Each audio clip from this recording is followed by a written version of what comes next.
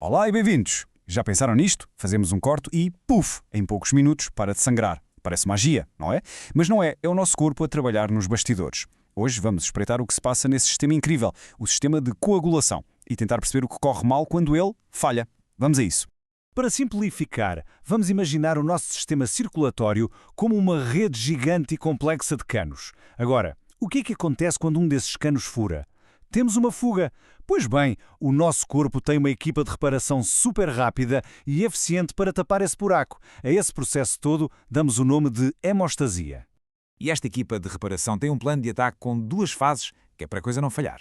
Primeiro, é preciso uma solução rápida, um remendo, um tapa-buracos feito pelas plaquetas, só para estancar a hemorragia. Mas isso não chega, claro. Logo a seguir, vem a equipa de construção pesada para aplicar o selo definitivo, um coágulo de febrina que é mesmo para durar. É um plano em dois tempos. Claro que na medicina nós gostamos de dar nomes um bocadinho mais técnicos.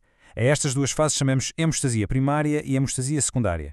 E olhem que perceber bem a diferença entre as duas é mesmo a chave para decifrar o resto desta história. E aqui está a divisão de tarefas, preto no branco.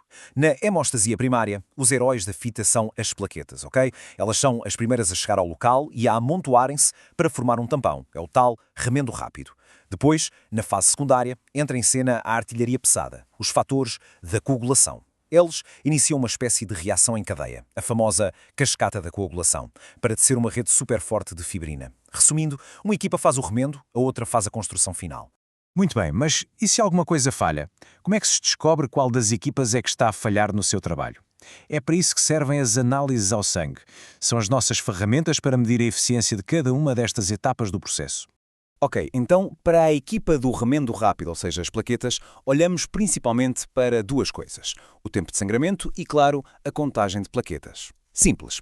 Agora, para a equipa de construção, a coisa fica um pouco mais complexa. Temos o PT, o APTT e o TT. Cada um destes testes é como se fosse um inspetor numa linha de montagem a verificar uma parte diferente do processo.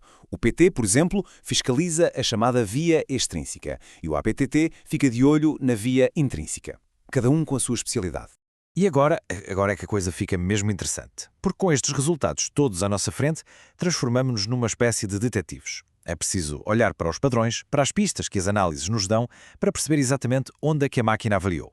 E este é o nosso mapa de diagnóstico. Eu sei, à primeira vista pode parecer um bocado confuso, cheio de siglas, setas para cima, setas para baixo, mas calma. A ideia é precisamente aprendermos a ler isto juntos, passo a passo, e vão ver que, no fim, tudo faz sentido. Vamos lá então. Comecemos por um caso mais simples. Imaginem que o problema está só na primeira equipa, a do remendo rápido. Ou seja, um problema nas plaquetas. Que pistas é que as análises nos iriam dar? Ora, aqui está. É isto mesmo. Se o problema são as plaquetas, a equipa de construção, a da cascata de coagulação, está a funcionar na perfeição. Por isso, o PT, o APTT e o TT estão normais, impecáveis. A única coisa que se altera é o tempo de sangramento. Claro, se há menos trabalhadores para fazer o remendo, o trabalho demora mais tempo. Faz todo o sentido, não faz? Ok, já vimos um problema no remendo. E agora, se for ao contrário? Imaginem que a equipa do remendo é 5 estrelas, mas a equipa da construção final tem uma falha. O exemplo clássico que toda a gente conhece para isto: hemofilia. E o que é que vemos na hemofilia? O que acontece aqui é que falta uma peça muito específica na linha de montagem, o fator 8 ou 9.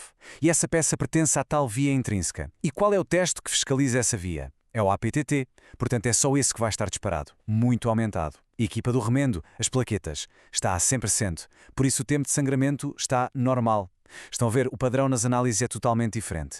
Bom, já vimos falhas isoladas, mas e quando o sistema entra em colapso? Quando há um cenário caótico em que tanto a equipa do remendo como a equipa de construção são basicamente gastas ao mesmo tempo e o corpo fica sem recursos. Isto tem um nome: coagulação intravascular disseminada, ou CIVD. É uma verdadeira emergência. O corpo começa a formar pequenos coágulos por todo o lado, sem controle. E o que é que acontece? Gasta as plaquetas todas, gasta os fatores de coagulação todos. É como uma fábrica que entra em sobreprodução e fica sem matéria-prima. O resultado, como se pode ver, é o caos total nas análises. O PT e o APTT aumentam porque já não há fatores, as plaquetas desaparecem e, claro, o tempo de sangramento aumenta. É a confusão total. E neste cenário de caos, há uma outra pista que é fundamental: o D-dímero. Pensem assim, se os fatores e a fibrina são os tijolos para construir o coágulo, o D-dímero é o entulho que sobra quando se deita a parede abaixo. Ora, se o corpo está a formar e a destruir coágulos de forma descontrolada, como na CIVD, vamos encontrar imenso entulho a circular no sangue. Níveis de D-dímero muito altos são um sinal de alerta máximo. E isto é mesmo importante. Perceber estes padrões não é só um quebra-cabeças intelectual. Não. Em situações críticas, na vida real, saber ler este mapa do sangue rapidamente e bem pode literalmente fazer a diferença. É agir depressa e da forma certa. Ok, vamos então arrumar as ideias e garantir que a mensagem principal fica bem assente. O que é que temos mesmo de levar daqui? A grande lição é esta. Cada problema deixa a sua impressão digital nas análises. A lógica é muito simples. Se o problema é na hemostasia primária, a tal das plaquetas, então o que vai estar alterado é o tempo de sangramento. Se o problema é na hemostasia secundária, a dos fatores, então temos de olhar para o PT e para o APTT. O APTT, por exemplo, é a pista para a hemofilia. E se vemos um padrão misto, onde está tudo alterado, aí já pensamos em problemas mais graves e sistémicos, como a CIVD. O segredo está em reconhecer estas assinaturas. E isto tudo a partir de uma simples análise ao sangue. O que nos deixa a pensar. A coagulação é só uma das histórias incríveis que o nosso sangue tem para contar. Se um punhado de números nos revela um enredo tão complexo de fugas e reparações, imaginem só o que mais podemos descobrir ali dentro. Fica a questão no ar.